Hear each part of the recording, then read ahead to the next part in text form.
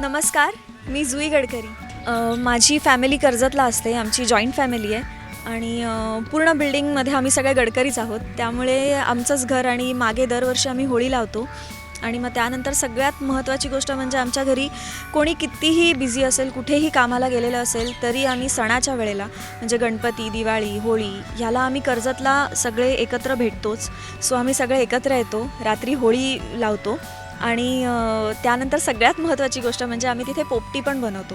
तर फार लोकांना माहीत नसेल तर पोपटी म्हणजे आपण एका मातीच्या मडक्यामध्ये सगळ्या भाज्या म्हणजे बटाटे, कांदे, मग त्यानंतर वालाच्या शेंगा ह्या सगळ्या गोष्टी आपण बनवून त्याला वरनं पोपटीचा पाला मिळतो, निरगुडीचा पाला, तो टाकतो त्यात आणि सगळं मडकं पॅक करतो आणि त्यानंतर ते होळीच्या खाली टाकायचं असतं.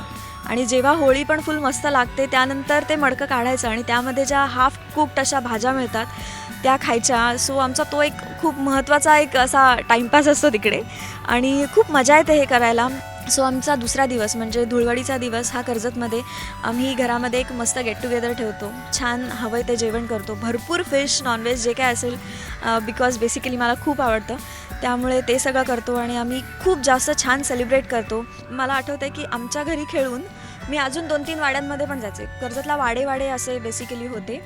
सो मी आमच्या घरी खेळले की अजून 2-3 ठिकाणी जायचे आणि तेव्हा मला एकदा असं झालं की मी आमच्या घरी होळी खेळले आणि आमच्या समोरच्या वाड्यात गेले. तिकडनं मी माझ्या मैत्रिणींबरोबर त्यांच्या मित्रांकडे गेले आणि त्यांच्या मित्रांबरोबर अजून त्यांच्या मित्रांकडे गेले आणि बेसिकली मी हरवले.